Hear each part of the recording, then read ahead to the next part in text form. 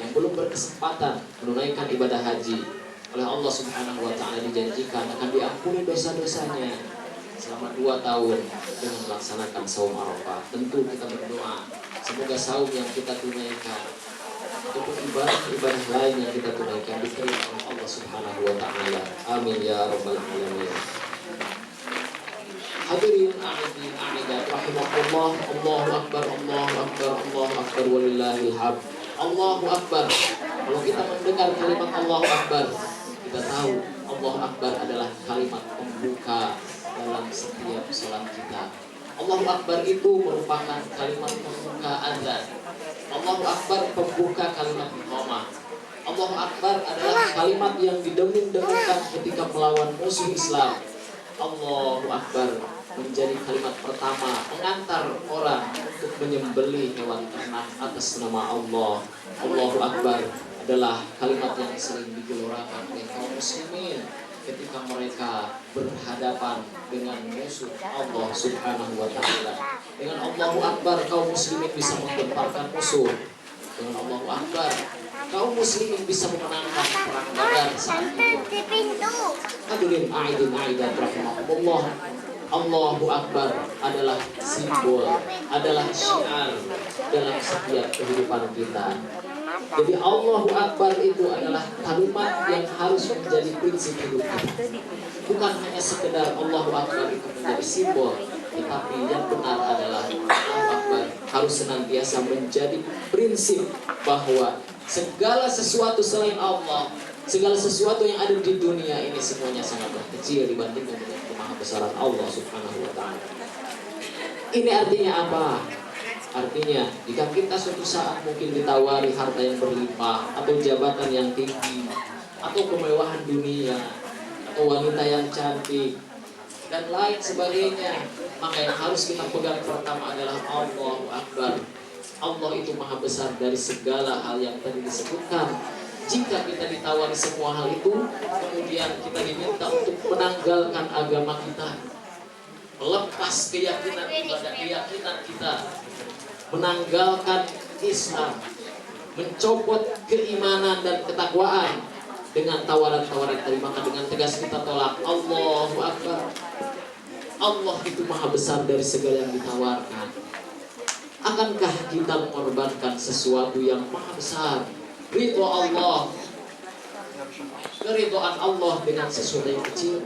Persis seperti Nabi Muhammad Sallallahu Alaihi Wasallam ketika beliau didatangi oleh pemuka kaum Quraisy dan berkata, wahai Muhammad, seandainya engkau dengan dakwah yang engkau ajarkan itu ingin mengejar tahta dan kedudukan, seandainya dengan dakwahmu ingin mengejar harta yang berlimpah, ingin mengumpulkan harta yang berlimpah, seandainya dengan dakwah yang engkau lancarkan itu ingin meraih wanita yang cantik, maka kami akan siapkan semuanya.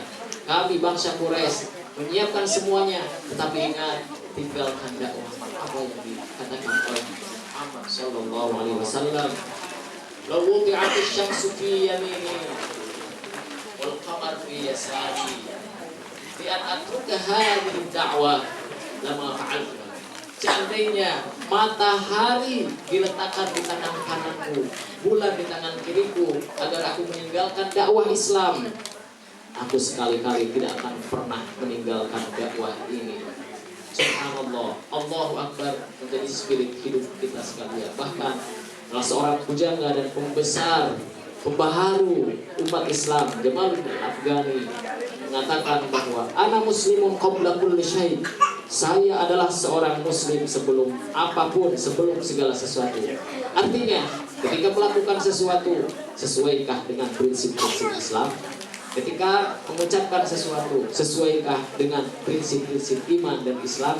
Ana muslimun qabla kulli syai'. Saya adalah seorang muslim sebelum mengucapkan dan melakukan apapun. Allahu akbar, Allahu akbar, Allahu akbar walillahil hamd. Hadirin ikhwatu iman rahimahumullah. Hari raya merupakan momentum perayaan atas ibadah besar yang telah kita lakukan sebelumnya.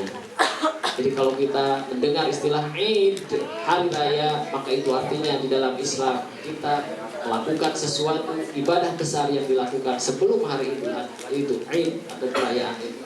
Jika Idul Fitri umat Islam melakukan saum di siang hari dan sholat tarawih di malam hari, menahan hawa nafsu sebulan penuh, maka setelahnya ada istilah Idul Fitri, dirayakan kemenangan besar atas ibadah yang begitu berat saat itu. Maka di dalam Idul Adha pun demikian, kita merayakan kemenangan atas momentum besar, yaitu wukuf di Arafah dan ibadah haji. Maka kemudian puncak ibadah haji sebagaimana Nabi menyebutkan yaum Arafah, al-hajju Arafah. Haji itu adalah puncaknya hari Arafah, dan hari Arafah itu adalah merupakan hari yang sangat besar, terutama bagi saudara-saudara kita yang sedang menunaikan ibadah haji di sana. Betapa tidak ketika tunaikan ibadah pada hari Arafah, semua tiada perbedaan. Orang-orang saudara-saudara kita yang berada di Arafah semuanya menanggalkan atribut duniawi. Tidak ada status sosial yang berbeda, tidak ada warna kulit yang berbeda, semuanya sama, memakai pakaian-pakaian yang sama, putih-putih, kemudian berkumpul di tempat yang sama, berada di bawah naungan yang sama, menyembah Allah yang sama, mengucapkan kalimat-kalimat tauhid dan kalimat-kalimat tauhid thayyibah yang sama. Yang membedakan hanyalah ketakwaan dan kebersihan diri dan hatinya.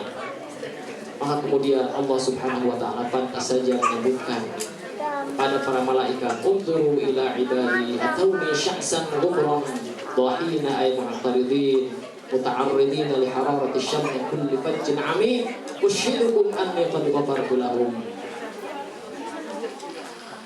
Para yang sedang melaksanakan wukuf di Arafah itu, kata Allah, wahai para malaikat, mereka berjemur di tengah padang Arafah untuk memohon ampun kepadaku, maka saksikanlah aku mengampuni dosa-dosa mereka. Kita berdoa mudah-mudahan pada suatu saat nanti kita diberikan kekuatan dan rezeki untuk bisa menjejakkan kaki kita di Baitullah, untuk bisa berwukuf dan memohon ampun atas dosa-dosa kita.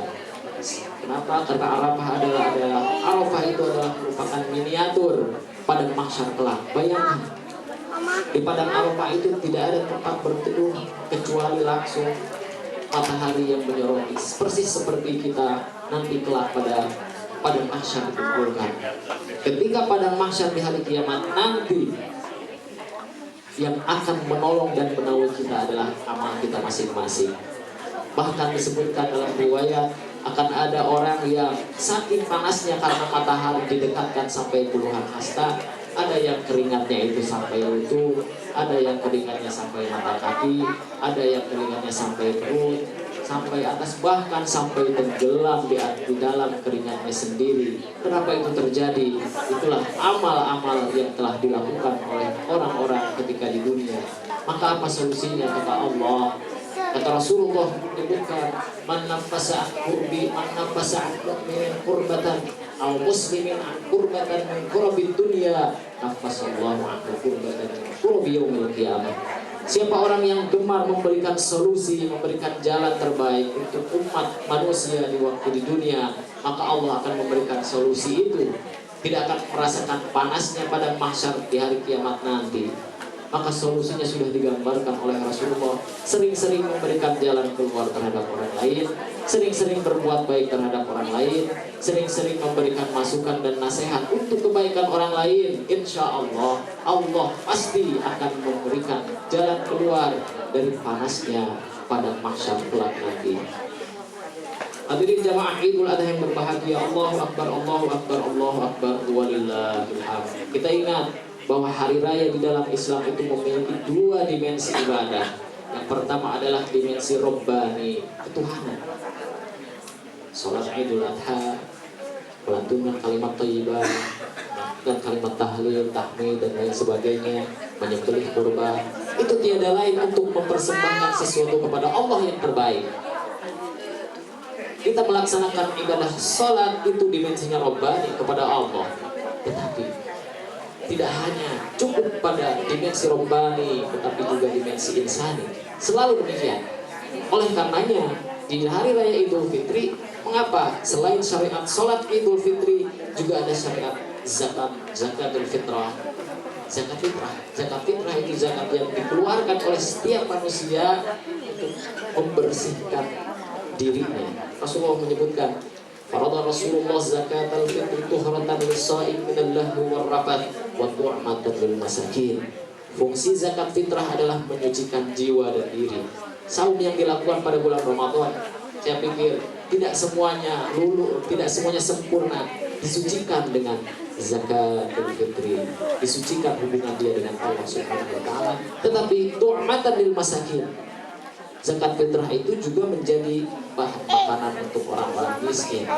Dua dimensi ini pula yang terjadi pada hari raya Idul Adha ini. Salat, takbir, tahlil, tahmid. Setelah itu ada istilah tadhiyah, al-adhahi, al-adha, menyembelih hewan kurban untuk siapa? Untuk kerabat yang miskin, fakir miskin. Setidaknya setahun sekali merasakan. Mereka yang berada di kampung-kampung mungkin yang jarang merasakan daging-daging kurban, itu mereka merasakan minimal 1 tahun sekali. Tu'matan lil masakin. Jadi dimensi insani. Demikianlah Islam mengajarkan kita untuk jangan hanya melakukan ibadah itu sendirian, jangan hanya menjadi soleh sendirian, tetapi juga harus menjadi orang yang soleh secara sosial. Jadi jelas bahwa Islam mengajarkan umat untuk tidak individual, tidak egois, tetapi juga harus memiliki rasa solidaritas yang tinggi. Jangan sampai hanya makan enak sendiri di rumah sementara dia tahu tetangganya ada yang kelaparan. Jangan hanya dia memakai pakaian atau memakai aksesoris yang harganya mungkin puluhan juta, sementara saudara-saudara kerabatnya baik di kampungnya atau tetangganya itu tidak pernah atau dililit kedinginan karena kurangnya bahan pakaian. Kalau ini terjadi, kata Rasulullah, laisal mu'min man bata syab'anan wa jaruhu ja'i'un wa huwa ya'lamu. Ini rukun ya. Bukan termasuk orang yang beriman, orang yang perutnya kenyang sendiri di rumahnya sementara tetangganya dililit kelaparan dan dia tahu bahwa ada tetangganya yang kelaparan.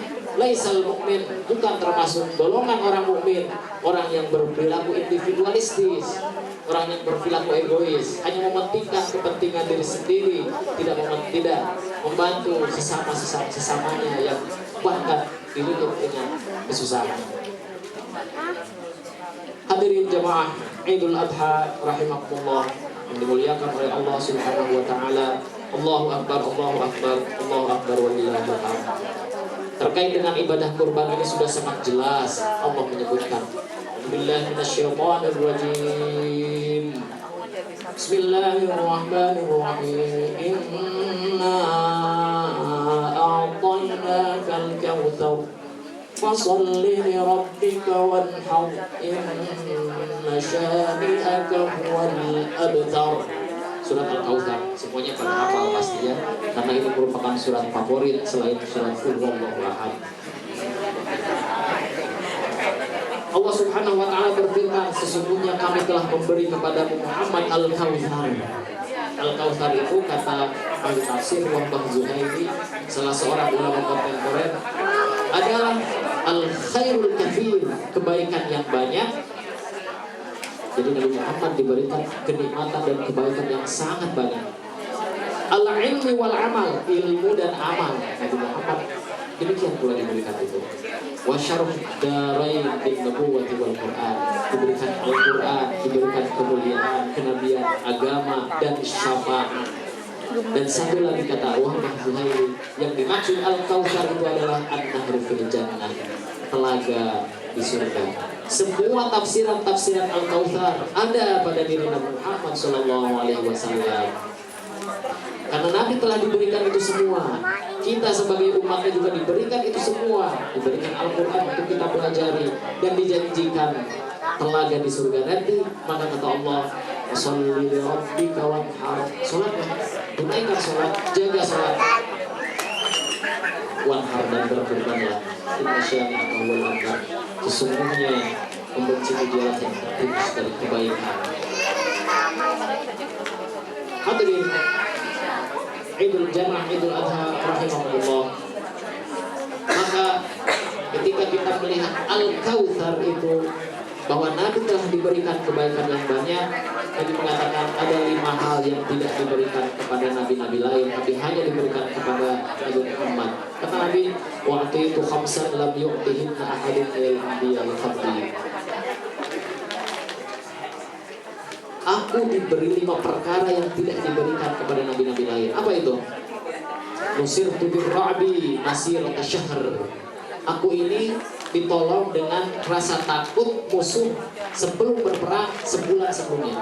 Jadi kalau ada kewajiban, misalnya ada hal-hal yang perang-perang yang terjadi pada zaman Nabi, sebulan sebelum terjadi peperangan, musuh itu sudah merasa ketakutan. Demikian kata Rasul. Wa ju'ilat liyal ardu masjidan, dan masjid dan seluruh permukaan bumi ini dijadikan masjid untuk tempat sholat. Dalam arti kita bisa sholat di atas kendaraan, kita bisa sholat di halaman yang tentu bebas dari najis, kita bisa sholat di ruangan seperti ini, kita bisa sholat juga di tempat-tempat yang ism al-ard. Nabi-nabi lain tidak diberikan ini. Fa'iyyu marajul min ummati adrakat as-salat falyusalli wa uhillat liyal ghanaim, dihalalkan ghanimah harta rampasan perang. Wa u'ti syafa'ah, diberikan syafaat. Jadi syafaat Nabi itu hanya diberikan kepada Nabi. Nabi diutus untuk seluruh umat manusia, rahmatan lil alamin. Sementara nabi-nabi yang lain hanya untuk kaum saja.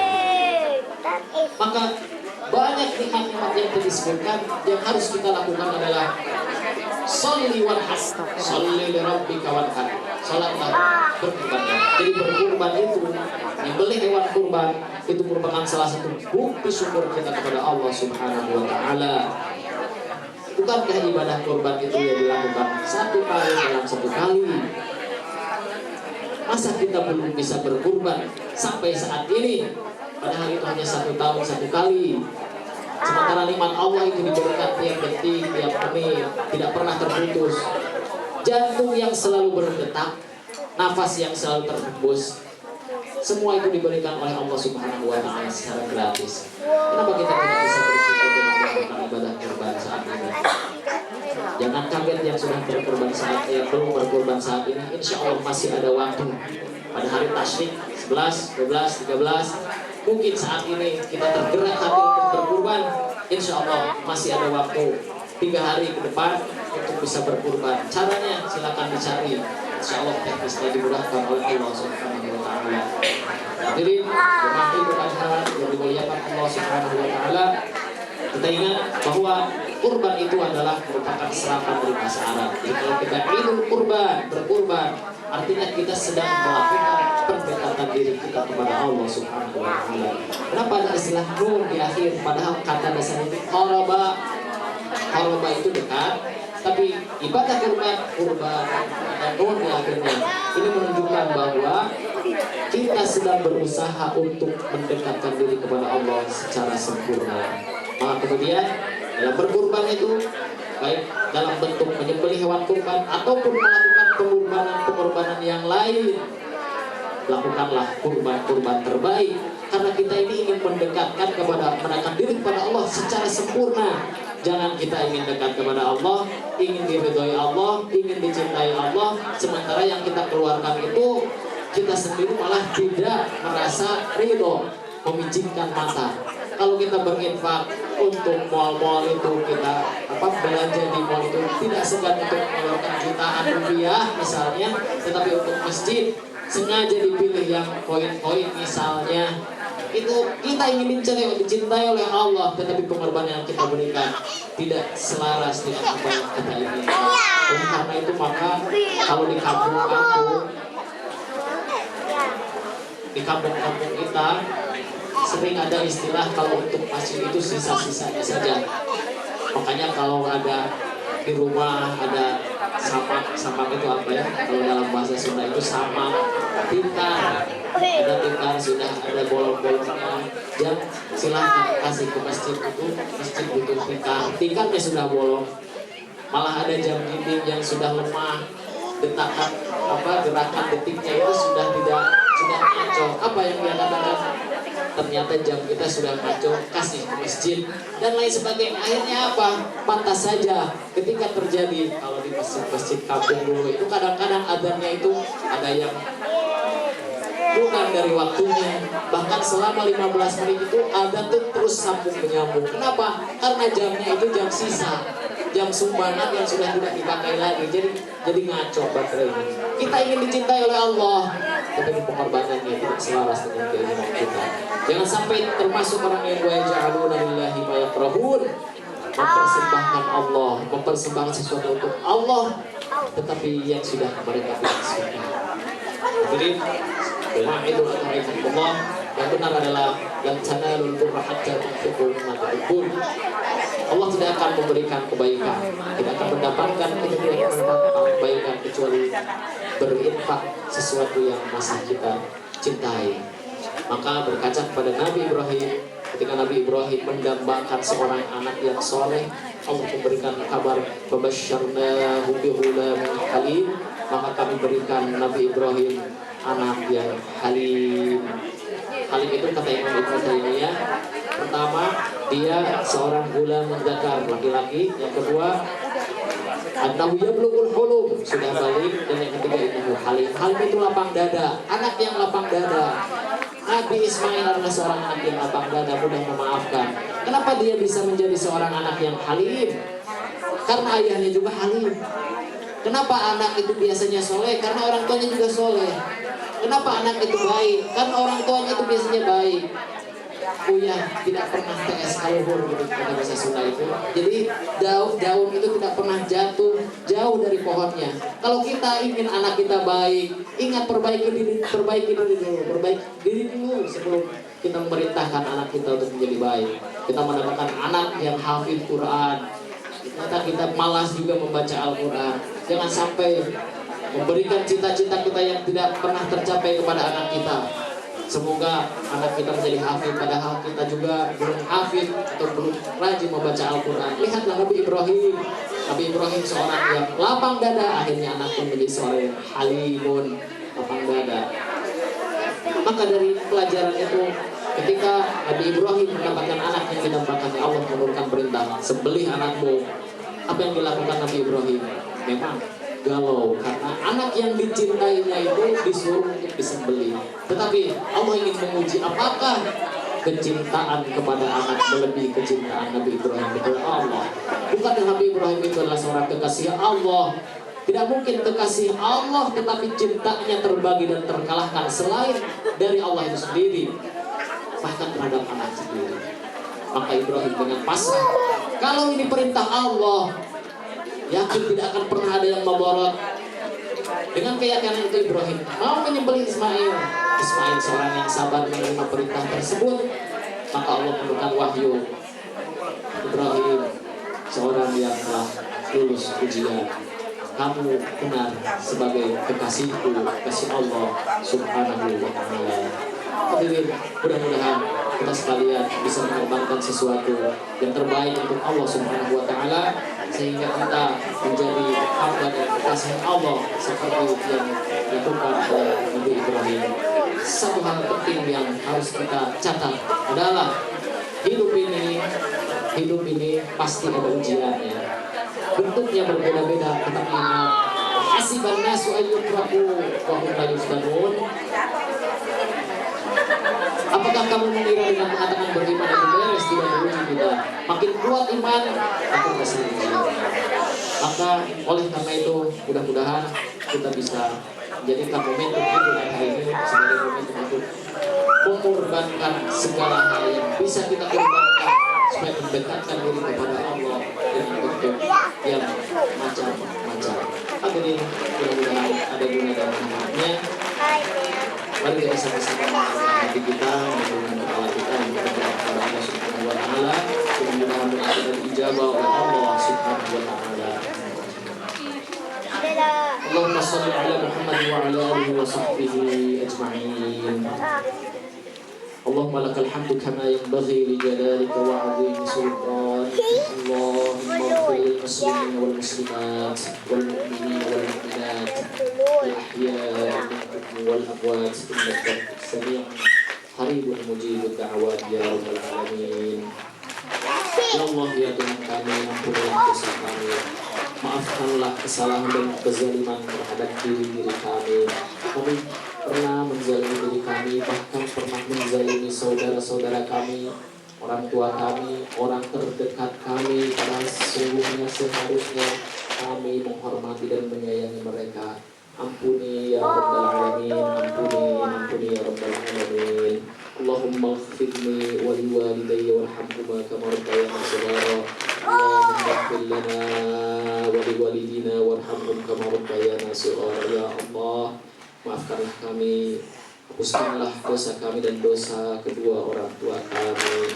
Mereka berkorban untuk kami siang malam tanpa lelah, tanpa mengharapkan imbalan apapun selain doa dan kebaikan dari kami ya Rabbal Alamin. Oleh karena ya Allah, karena itu ya Allah, sayangi mereka ya Allah sebagaimana mereka menyayangi kami di waktu kami kecil ya Rabbal Alamin. Ya Allah ya Rabbal Alamin, aslih lana dinana alladhi huwa ismatu amrina, wa aslih lana dunyana allati fiha ma'ashuna, wa aslih lana akhiratana allati ilayha ma'aduna. واجعل الحياة زيادة لنا في كل خير واجعل الموت راحة لنا من كل شر ya Allah. Perbaikilah bagi kami agama kami, ibadah kami, sholat kami, saum kami, haji kami, sedekah kami, dan ibadah-ibadah yang bagi kami ya Allah. Karena semua itu akan menjadi kehalangan kami ya Rabbal Alamin. Perbaikilah dunia kami, karena dunia itu adalah tempat kami saat ini ya Rabbal Alamin. Perbaikilah akhirat kami, karena akhirat itu adalah tempat pasti yang akan kami kembali kepadanya. Ya Rabbal Alamin, jadikanlah hidup ini ajang untuk menambah kebaikan sekecil apapun. Menjadikanlah kematian itu sebagai istirahat kami bagi melakukan perbuatan-perbuatan dosa, kesalahan dan maksiat-maksiat kami ya Rabbal Alamin. Allahumma aqsim lana min khasyatika ma tahulu bihi bainana wa baina ma'asik, wa min ta'atika ma tuballighuna bihi ila rahmatik, ومن اليقين ما تهون به علينا مصائب الدنيا. اللهم متعنا بأسماعنا وأبصارنا واجعل ذلك الوارث منا وانصرنا على من ظلمنا ولا تجعل مصيبتنا في ديننا ولا تجعل الدنيا أكبر همنا ولا مبلغ علمنا ولا تسلط علينا من لا يرحمنا يا رب العالمين. Ya Allah, jadikan rasa takut kami kepadamu ini menjadi penghalang antara kami dan maksiat kami kepadamu. Jadikanlah ketaatan kami ini menjadi wasilah yang menyampaikan kami pada kasih sayangmu. Jadikan keyakinan kami terhadapmu sebagai cara meringankan musibah-musibah di dunia ini ya Rabbal Alamin. Berikanlah kami nikmat pendengaran, penglihatan, dan berikanlah hal tersebut warisan dari kami ya Rabbal Alamin. Tolonglah kami dari orang yang menzalimi kami. Jangan timpakan kami musibah dalam hal agama ya Rabbal Alamin. Jangan Engkau jadikan dunia ini sebagai tujuan terbesar kami dan puncak tujuan ilmu kami. Jangan Engkau tidak menyayangi kami ya Rabbal Alamin. Ya Rabbal Alamin. Allahumma ya Rabbal Alamin.